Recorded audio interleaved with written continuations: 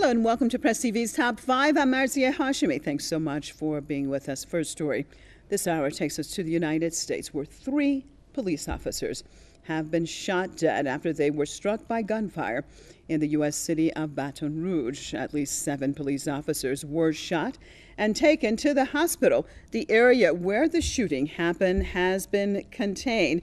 According to local media, the shooting appeared to be carried out by a lone gunman carrying an assault rifle. Police has offered no information on the extent of injuries or whether a suspect or suspects have been detained. The U.S. Department of Justice is investigating the situation. Earlier this month, a gunman in Dallas, Texas, fatally shot officers at a protest over the Baton Rouge killing and a separate police shooting in Minneapolis.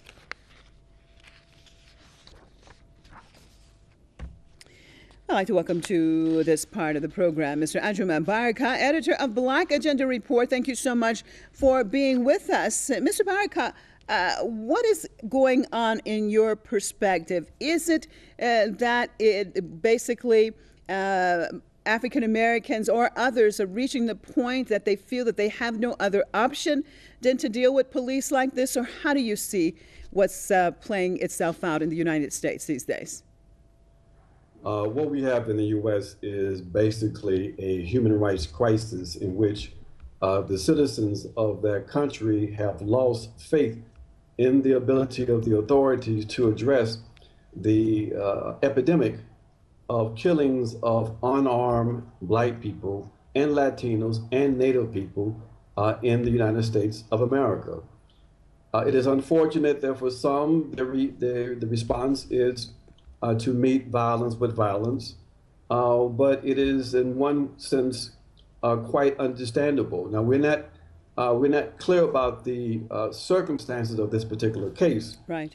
But it's important to remind listeners that Baton Rouge is the scene where Alton Sterling was executed by police officers in a way that was caught on video and broadcast around the world. And as a consequence, there have been massive demonstrations in Baton Rouge. So the circumstances are not clear, but the political context is quite clear.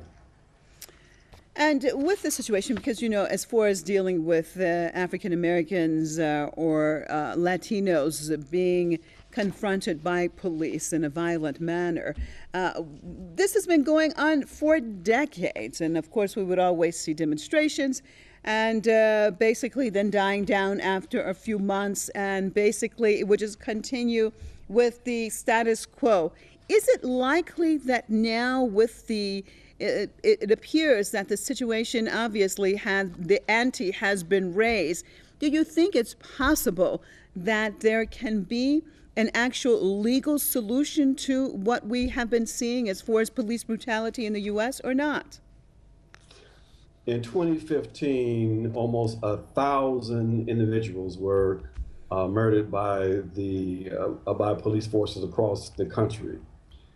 The only difference between what is being discussed in the U.S. today and the past is that many of these, or a number of these shootings have been caught on video. But as you indicated in your question, this is a long-standing contradiction in U.S. society, where police forces have been used to carry out a mission of primarily to control and to contain poor Black and working class people.